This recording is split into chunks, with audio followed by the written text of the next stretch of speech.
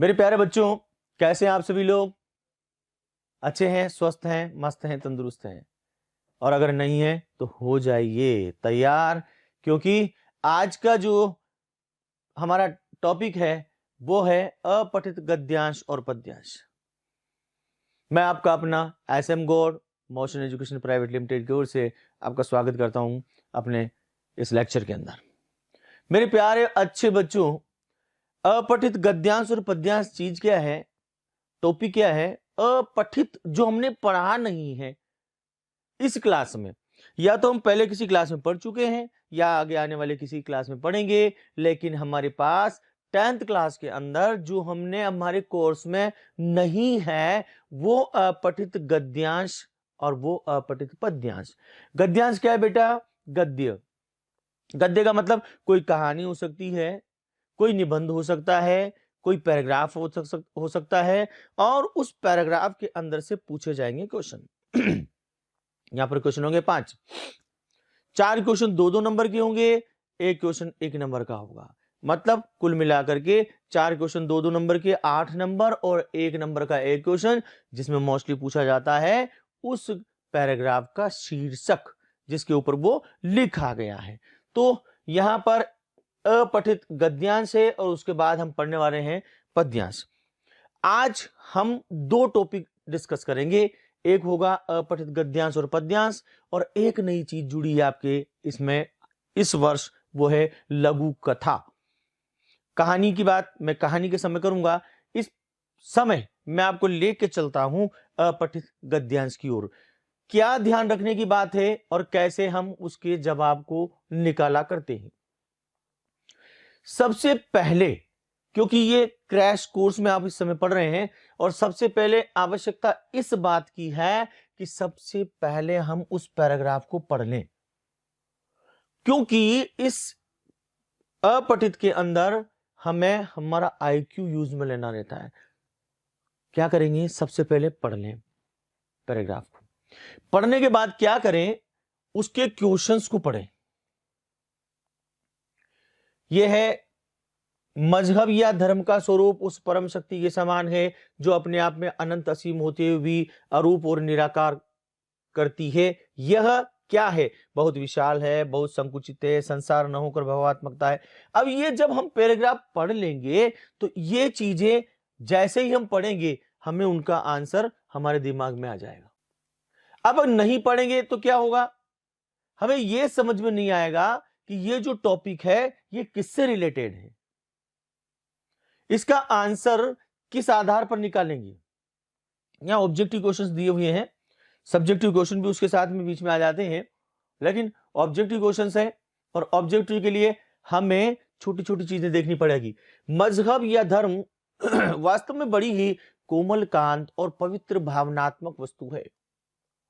कोमल कांत, बहुत, मजहब या धर्म बहुत ही कोमल है और पवित्र है। छोटी छोटी बातों में हमारे मस्तिष्क में ये चीजें बहुत ज्यादा डीपली घुस जाती हैं, इतनी कोमल है।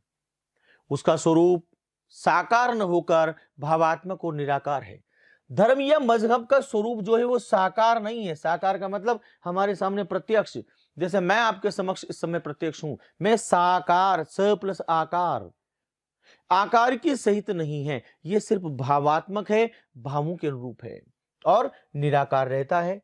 उस परम शक्ति के समान, उस परम पिता के समान जो अपने आप में अनंत असीम होते हुए भी अरूप और निराकार ही हुआ करती है। वो परम पिता परमात्मा अनंत है, असीम है। हम जानते हैं उसका कोई अंत नहीं है, असीम, असीमित है, उसकी कोई सीमा नहीं है, फिर भी वह अरूप और निराकार है। उसका कोई स्वरूप नहीं है। नि प्लस आकार जो निराकार है, यहां है निहि प्लस आकार, जो आकार रहित है वो निराकार है। उसका कोई स्वरूप नहीं है, कोई आकार नहीं है। हम जानते हैं वो परम शक्ति परम तत्व है, लेकिन उसका कोई आकार नहीं है। उसी प्रकार धर्म और मजहब, मजहब नहीं सिखाता आपस में बैर रखना। हिंदी है हम वतन है, हिंदुस्तान हमारा। हमारे अंदर वो भावनाएं हैं, तो ये धर्म मजहब नजर आता है क्या? कोई व्यक्ति विशेष है क्या? कोई मैं हूं, कोई आप हैं? नहीं, ये सिर्फ भावना है, ये सिर्फ सोच है। तो लेखक कहता है, इसी कारण मजहब या धर्म सदा सर्वदा अस्पृश्य और अदृश्य ही रहता है।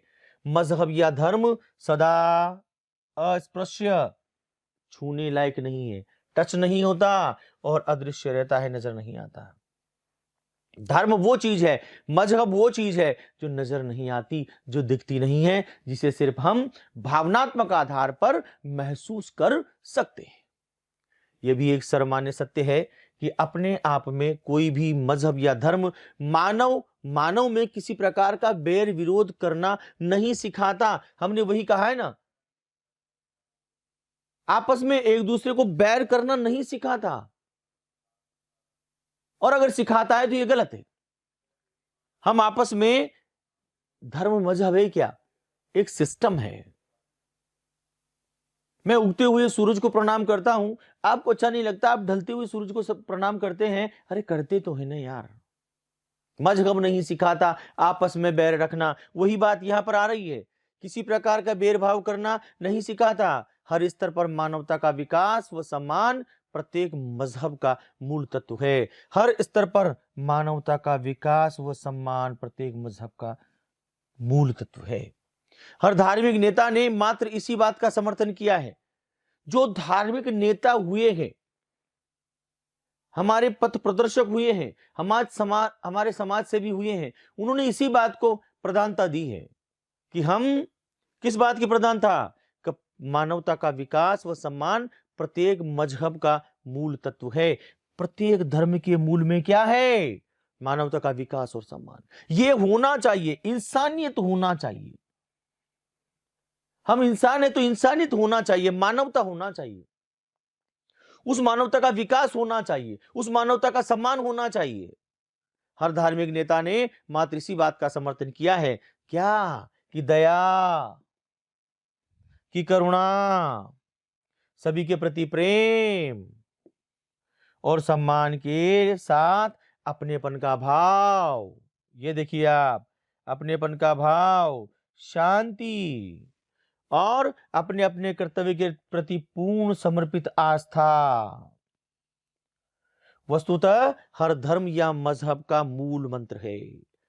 हर धर्म का, हर मजहब का मूल मंत्र क्या है?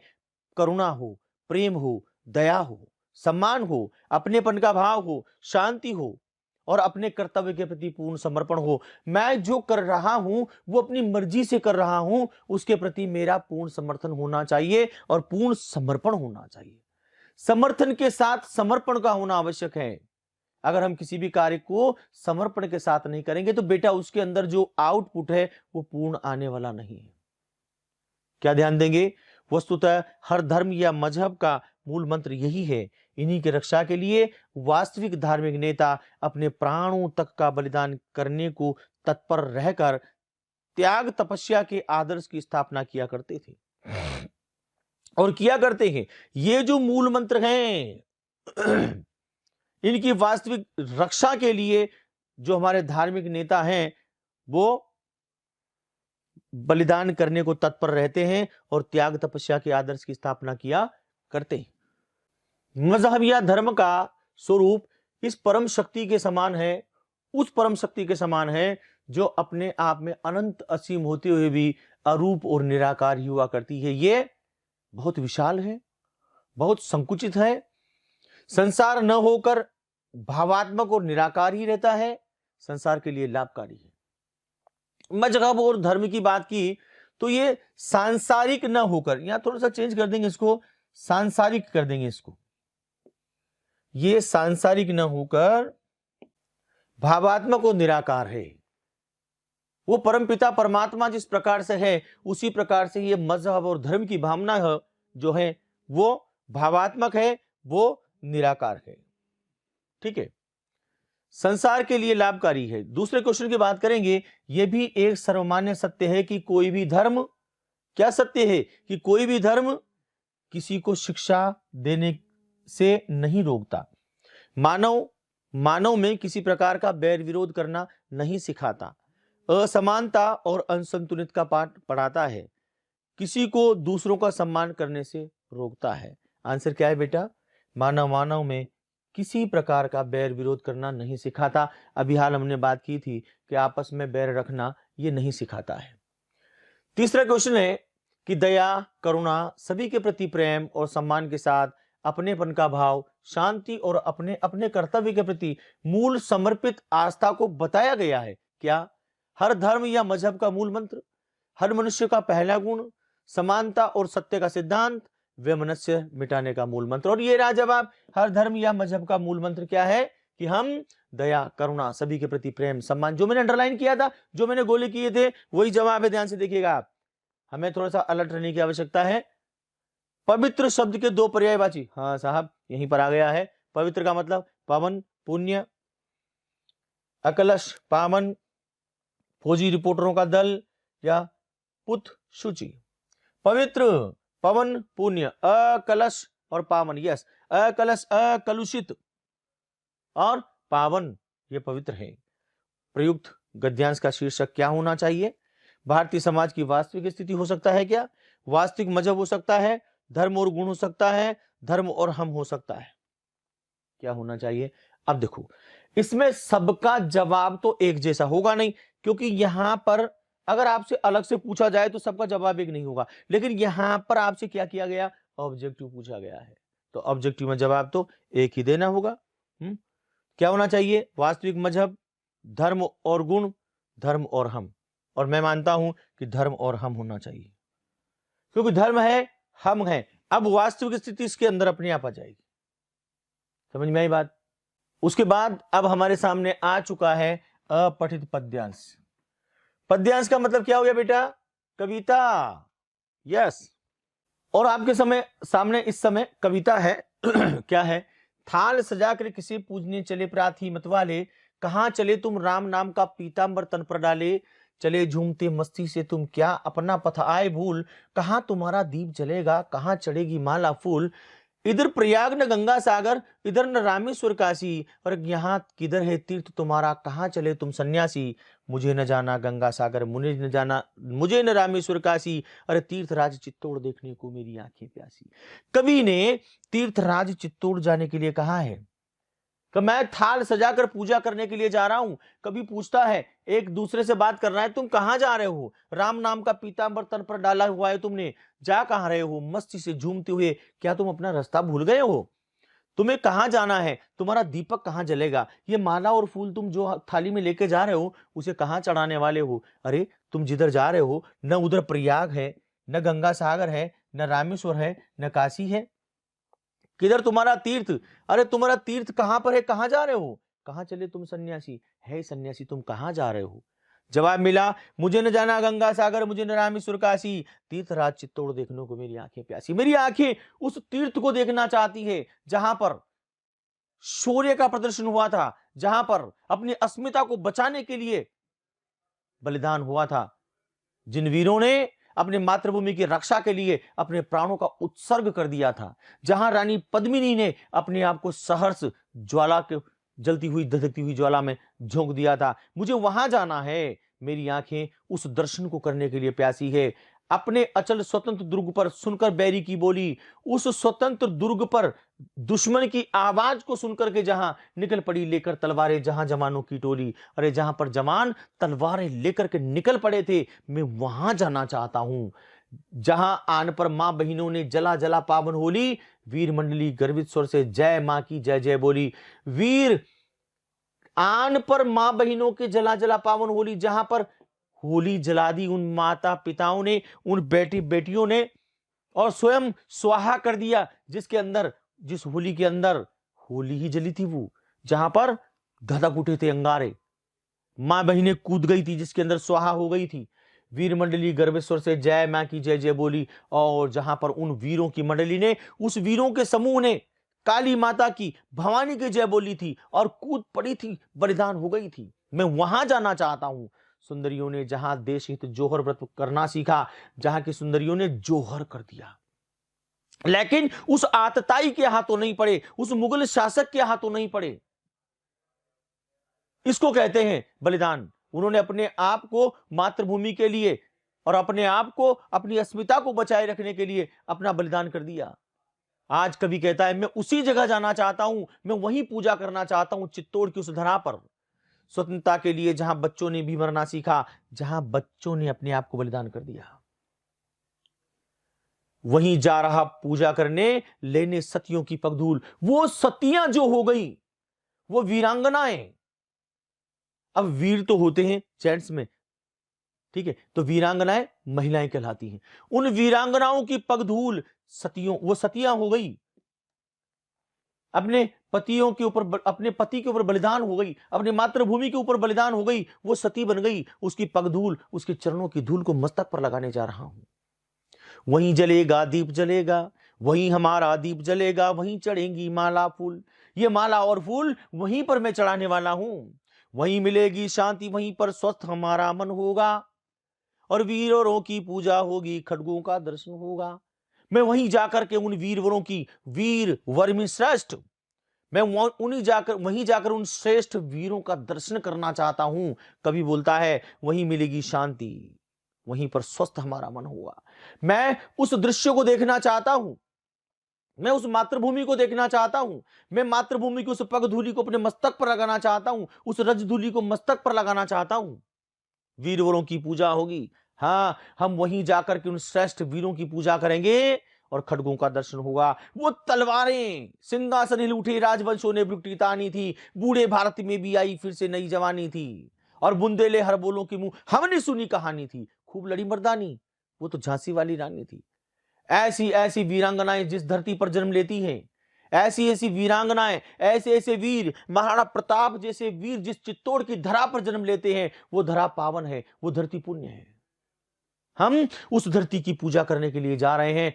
कवि ने इतना सुंदर लिखा है कि थाल सजा कर किसे पूजने चले प्रात ही मत वाले, राम नाम का, देखिए आप कहां चले, पीतांबर तर पर डाले, और चले झूमते मस्ती से, तुम क्या तो अपना पत आए भूल, कहां तुम्हारा दीप जलेगा, कहां चढ़ेगी माला फूल। इधर प्रयाग न गंगा सागर, इधर न रामेश्वर काशी, कहां किधर है तीर्थ तुम्हारा, कहां चले तुम सन्यासी।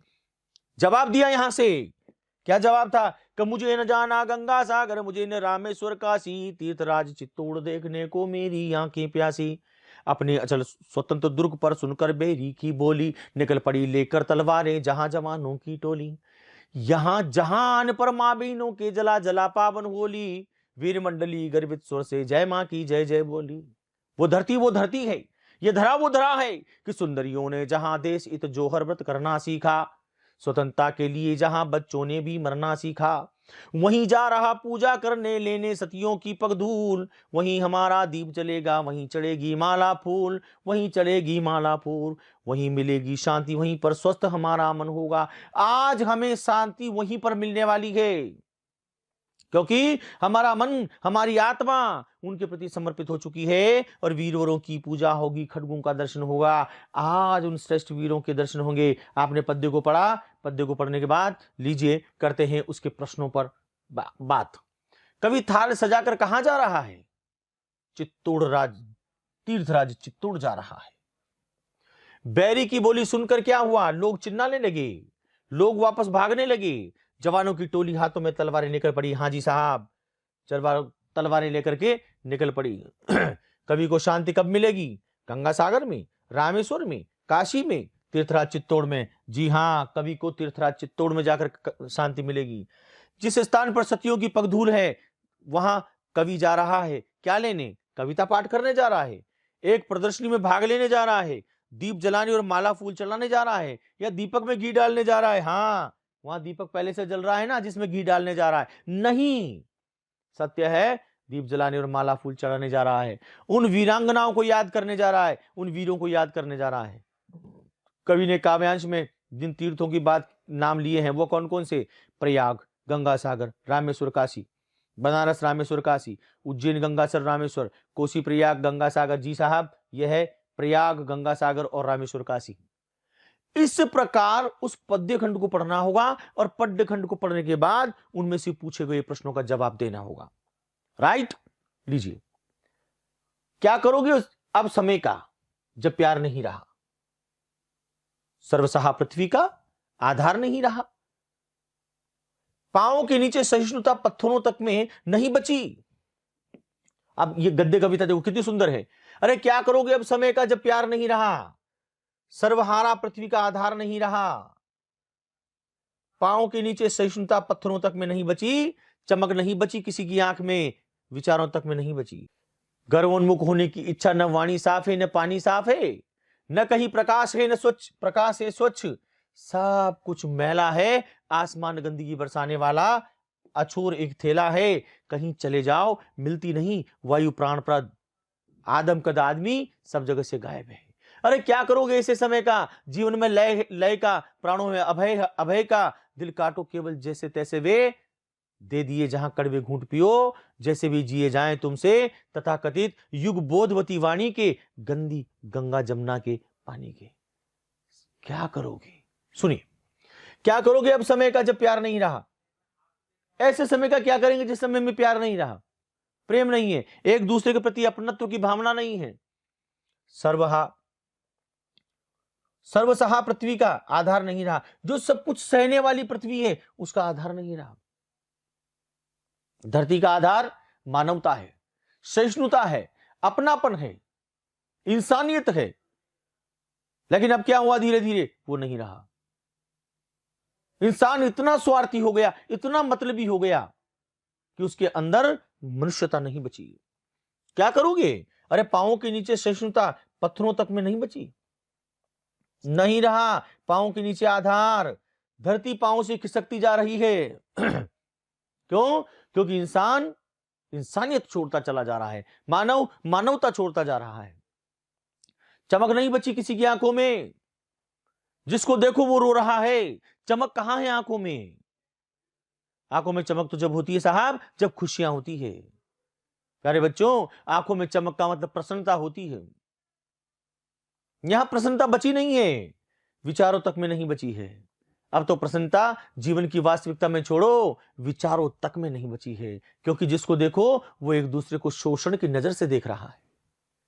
गगनोन्मुख होने की इच्छा, न वाणी साफ है न पानी साफ है, विचारों तक में नहीं बची है गगनोन्मुख होने की इच्छा। गगनोन्मुख, गगन की ओर उन्मुख बढ़ना, उस आसमान की ओर बढ़ने की इच्छा किसी के मन के अंदर अब नहीं बची है। आज न वाणी साफ है न पानी साफ है, न कहीं प्रकाश है स्वच्छ, सब कुछ मैला हो गया है। जब सब कुछ मैला है, आसमान गंदगी बरसाने वाला, अछोर एक थैला है, अछोर जिसका कोई छोर नहीं है, किनारा नहीं है, असीमित आसमान लगता है सिर्फ गंदगी बरसाने के लिए हो गया है।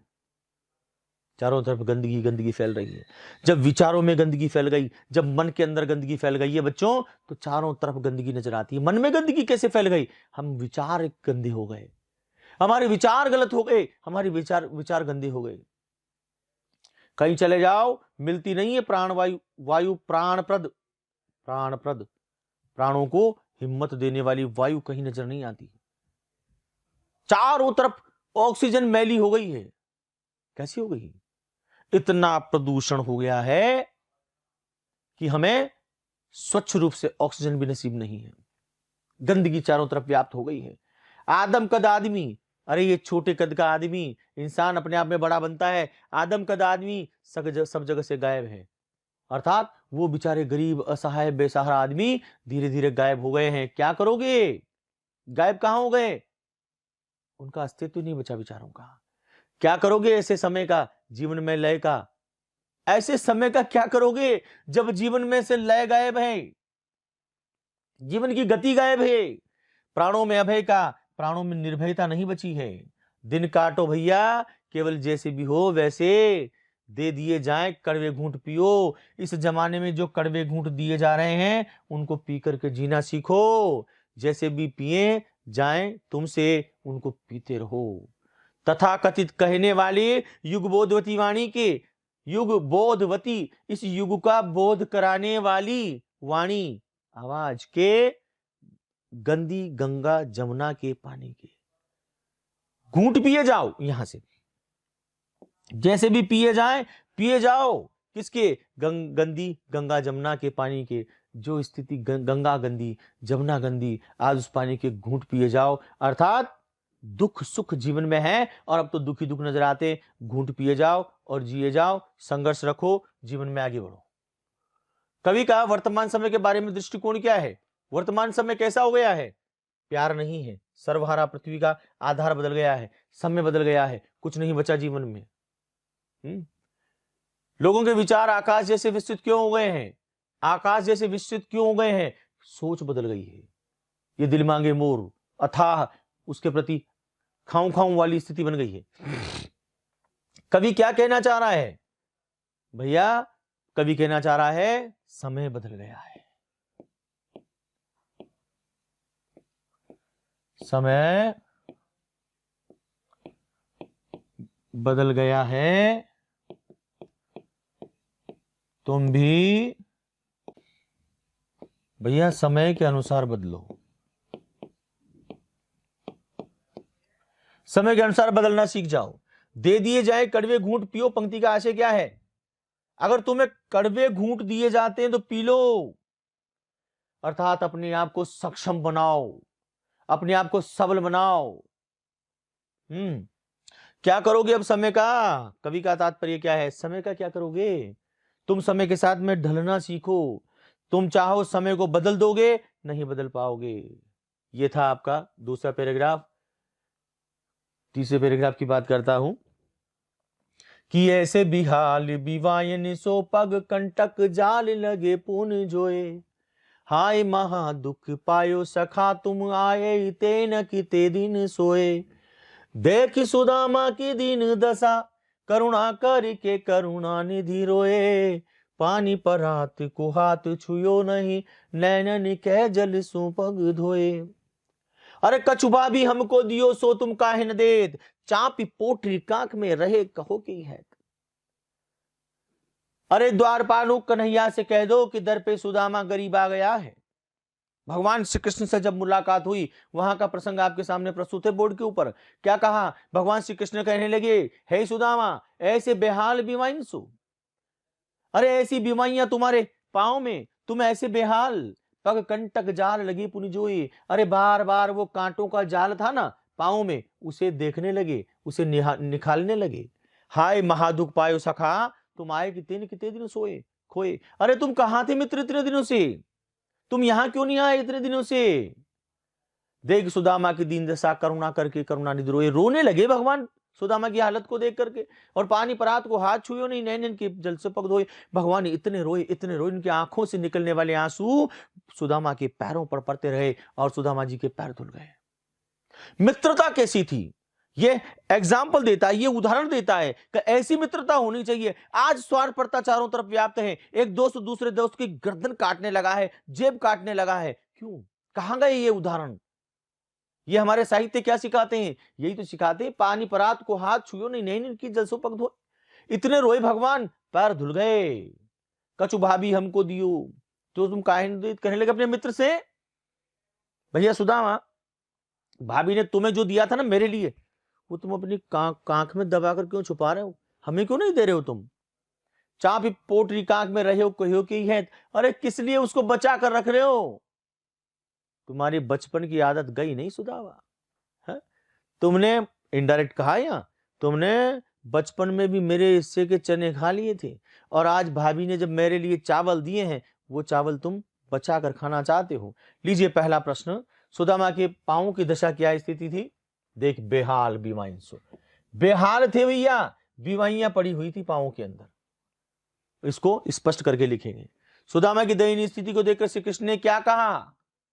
हाय महादुख पायो सखा तुम आए तेन की तेन तुम कोई। अरे भैया तेरी इतनी दयनीय स्थिति हो गई, तुम यहां नहीं आए यार, कहां इतना समय व्यतीत कर दिया, चले तो आते। कैसे दुलाए श्री कृष्ण ने सुदामा के पैर जो थे, पानी परात को हाथ छुयो नहीं नैनन के जलसों पग धोए। ये रहा। लेकिन ये लाइनें नहीं लिखनी है, इनको स्पष्ट करने वाले करके लिखनी, भावार्थ करके लिखना है। सुदामा जी की पत्नी ने श्री कृष्ण के लिए भेंट में क्या भेजा था? 3 मुट्ठी चावल।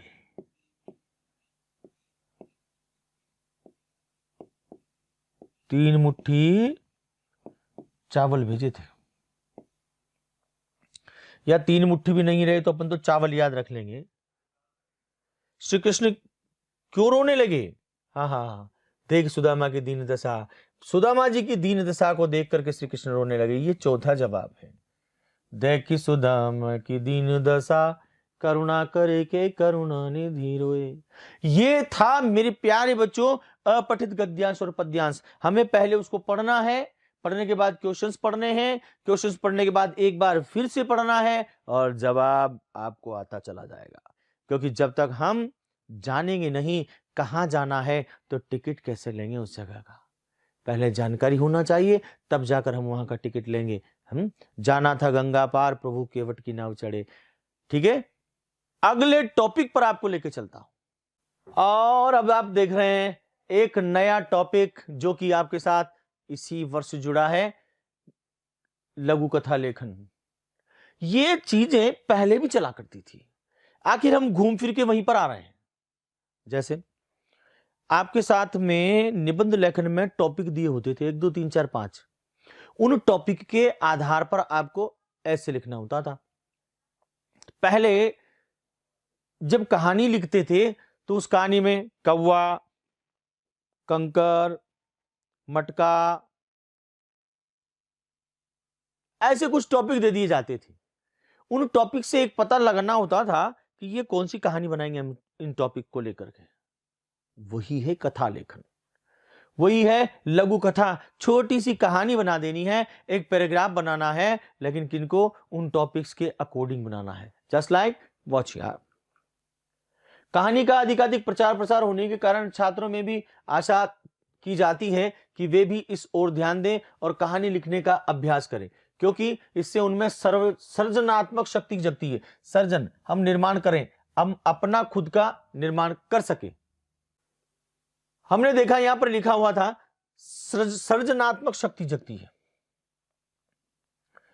बच्चा खुद निर्माण करना सीखेगा, खुद बनाना सीखेगा। इसके लिए उनसे अपेक्षा की जाती है, आपसे अपेक्षा की जाती है कि आप 4 विधियों से कहानी लिखने का अभ्यास करें।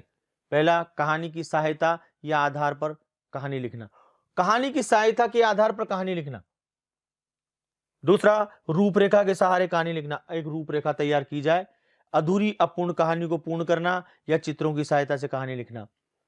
कहानी के आधार पर हम सोचे एक जमाना था, एक राजा था, राजा के इतने बेटे थे। ये जो पुराने जमाने में दादा दादी नाना नानी जो कहानी सुनाया करते थे, वो रूपरेखा के आधार पर आपको एक रूपरेखा दे दी जाए, जैसे कि हम करने वाले हैं।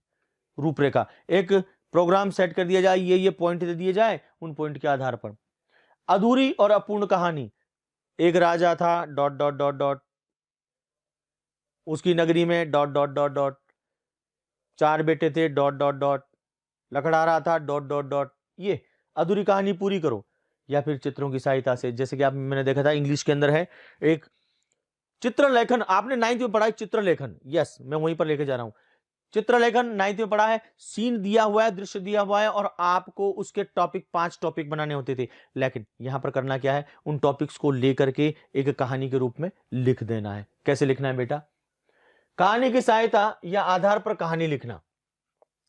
कहानी के आधार पर अगर बनाओगे, कहानी को ध्यान से पढ़कर कहानी लिखने का अभ्यास किया जाना चाहिए। इसके लिए आवश्यक है कि कहानी को खूब ध्यान से पढ़ा जाए, उसकी प्रमुख बातों या चरित्रों और घटनाओं को अलग कागज पर अंकित कर लिया जाए।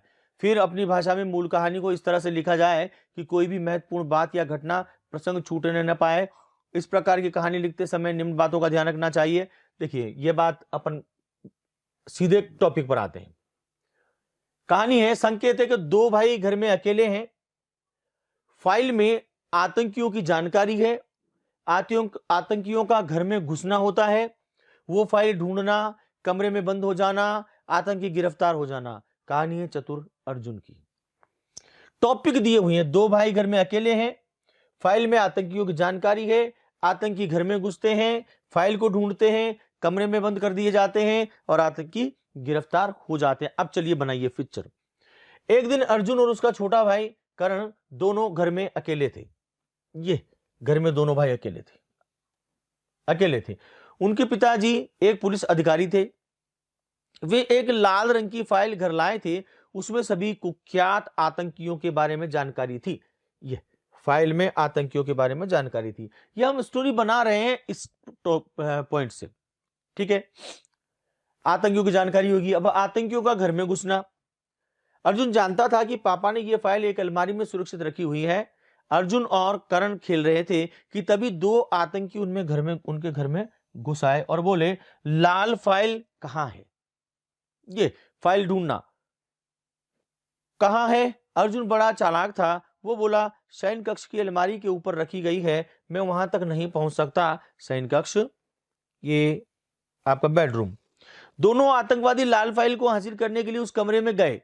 जब वे अलमारी में फाइल ढूंढ रहे थे, तब अर्जुन ने धीरे से उस कमरे का दरवाजा बाहर से बंद कर दिया। ये दरवाजा बाहर से बंद कर दिया और पिताजी को फोन कर दिया। जल्दी उसके पिताजी पुलिस को लेकर वहां पर आ गए और आतंकियों को गिरफ्तार कर लिया गया। इस प्रकार अर्जुन ने अपनी चतुराई से दोनों आतंकियों को पकड़वा दिया। सभी ने उनकी खूब सराहना की। शिक्षा क्या मिली? सूझबूझ से किसी भी मुसीबत से निपटा जा सकता है। आपने क्या किया? वो जो टॉपिक थे, उन टॉपिक से एक कहानी का निर्माण कर दिया। यही है लघु कथा, लघु कहानी। आपने देखा। चलिए दूसरी कहानी की बात करता हूं, बताता हूं। बारिश का अभाव था। एक भेड़िया है, चरागाह में भेड़ों का झुंड चल रहा है। सारा पानी पी जाना, भेड़ वहां से भाग गई। देखो कहानी। एक बार पूरे देश में सूखा पड़ गया, बारिश का अभाव हो गया। बारिश के अभाव में सभी नाले सूख गए। कहीं पर भी अन्न का एक दाना भी नहीं उपजा। बहुत से जानवर भूख और प्यास से मर गए। पास ही के जंगल में एक भेड़िया रहता था। उस दिन वह अत्यधिक भूखा था। भोजन नहीं मिलने की वजह से वह बहुत दुबला हो गया था। एक दिन उसने जंगल के पास स्थित चरागाह में भेड़ों का झुंड देखा। ये भेड़ों का झुंड देखा उसने चरागाह में भेड़ों का झुंड देखा। चरवाहा उस समय वहां पर नहीं था। चरवाहा, उन्हें चराने वाला, वहां पर नहीं था। वह अपनी भेड़ों के लिए पीने के पानी की बाल्टियां भी छोड़कर गया था, ताकि पानी पी लेंगी भेड़ें। भेड़ों को देखकर भेड़िया खुश हुआ और सोचने लगा, मैं इन सब भेड़ों को मारकर खा जाऊंगा और सारा पानी भी पी जाऊंगा। फिर वह उनसे बोला, दोस्तों, मैं अत्यधिक बीमार हूं, चलने फिरने में असमर्थ हूं। क्या तुम में से कोई मुझे पीने के लिए थोड़ा पानी दे सकता है? उसे देखकर भेड़ें सतर्क हो गई। तब उनमें से एक भेड़ बोली, क्या तुम हमें बेवकूफ समझते हो? हम तुम्हारे पास तुम्हारा भोजन बनने के लिए हरगिज नहीं जाएंगी।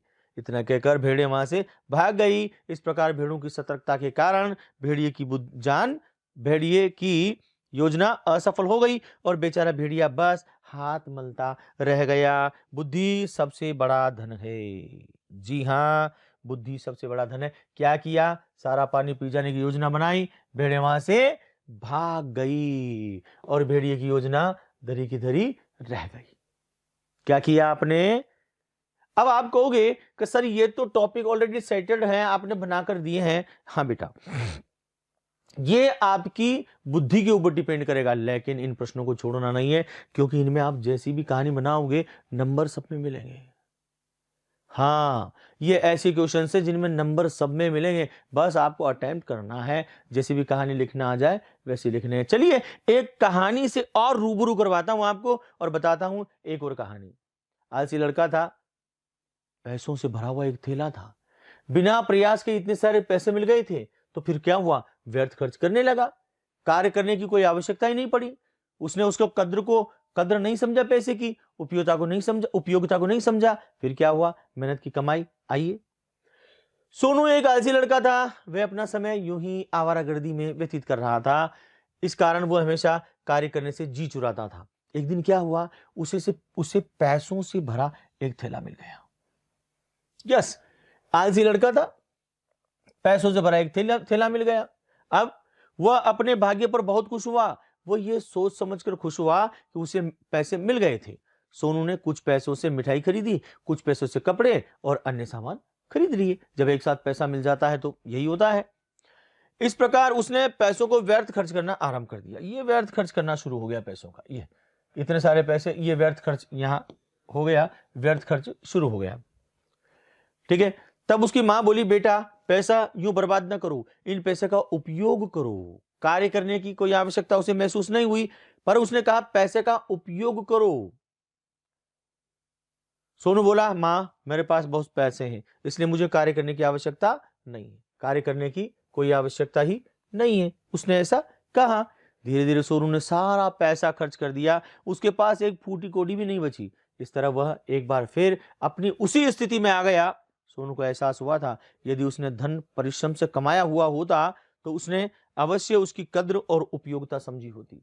यस, जब हम खुद कमाते हैं, धन की उपयोगिता तभी समझ में आती है जब मेहनत से कमाया हुआ हो। यस, जब हम खुद कमाते हैं तब उस पैसे को खर्च करने में हमें पता लगता है कि पैसा खर्च कैसे होता है या पैसा खर्च कैसे कमाया जाता है। आप लोग बच्चे हैं, आप लोग बात बात पर, स्वाभाविक बात है, किससे मांगेंगे? पेरेंट्स से मांगेंगे, लेकिन उस पैसे को खर्च करने में आप लोग सोचते नहीं है, तुरंत खर्च कर देते हैं। जब यही बच्चे बड़े होते हैं, हमारी तरह जब बचपन से निकल कर हम बड़े होकर के इस स्तर पर आते हैं, तब उस पैसे की वैल्यू समझ में आती है कि हम जो पैसा कमाते हैं वो खर्च जब होता है तो क्या होता है। उपयोग होना चाहिए, दुरुपयोग नहीं होना चाहिए। और हम इसीलिए ये सारी चीजें, ये कहानियां क्या सिखाती हैं? हम उपयोग करें, दुरुपयोग नहीं करें। किसी भी चीज का उपयोग आपको अच्छाइयों से जोड़ेगा, दुरुपयोग आपको बुराइयों के साथ में जोड़ देगा। आवश्यकता बहुत अधिक है समझदारी की, और यह समझदारी कहां से मिलती है? अपनी संगत से मिलती है। अच्छी संगत में बैठोगे, जैसी संगत बैठी है वैसे ही फल दी। अच्छी संगत में बैठोगे अच्छे बनोगे बेटा, बुरी संगत में बैठोगे बुरे बन जाओगे। ये वो उम्र है, ये कच्ची उम्र है, यहां से हम जिधर चाहे उधर टर्न कर लेते हैं। बहुत आवश्यकता है आप अपने भविष्य के बारे में सोचिए। ये जो कुछ मैं बता रहा हूं, ये कहीं न कहीं किसी न किसी कहानी से जुड़ सकता है। आपको अपने भविष्य के बारे में सोचना है, अपने बारे में सोचना है, अपने माता पिता के बारे में सोचना है, लेकिन भविष्य तो आपका है। ये अभी बनेगा और अभी से गलती की ओर मुड़ जाएगा। इसलिए आवश्यकता है हमें उन चीजों की जो आपको सुनने को, पढ़ने को मिलती है। ये टॉपिक जो है आपके आने वाला है परीक्षा के अंदर, और इसे आप अच्छी तरह से तैयार करेंगे। मैंने आपको हिंट दिए हैं, इन हिंटों के आधार पर आप कंप्लीट तैयार कर लेंगे। ठीक है, तो मेरे प्यारे और अच्छे बच्चों, सारी बात बताने के बाद, सारी बात समझाने के बाद, अपठित गद्यांश और पद्यांश आज आपने कंप्लीट किया, और उसके बाद हमने लिए कहानी खंड 5 नंबर का, और हम तैयार हैं अब किसके लिए? अपने चैनल को सब्सक्राइब करने के लिए, लाइक और कमेंट करने के लिए। तो कर डालिए लाइक और कमेंट। ये था हमारी क्रैश कोर्स का आखिरी पॉइंट, आखिरी टॉपिक। फिर मिलते हैं किसी न किसी माध्यम से, किसी तरीके से आपके पास। मैं आपका अपना SM गौड़, हिंदी फैकल्टी, हिंदी पढ़ाता हूँ, मोशन के चैनल पे आता हूँ। फिर आऊंगा आपके बीच, तब तक के लिए दीजिए इजाजत। नमस्कार।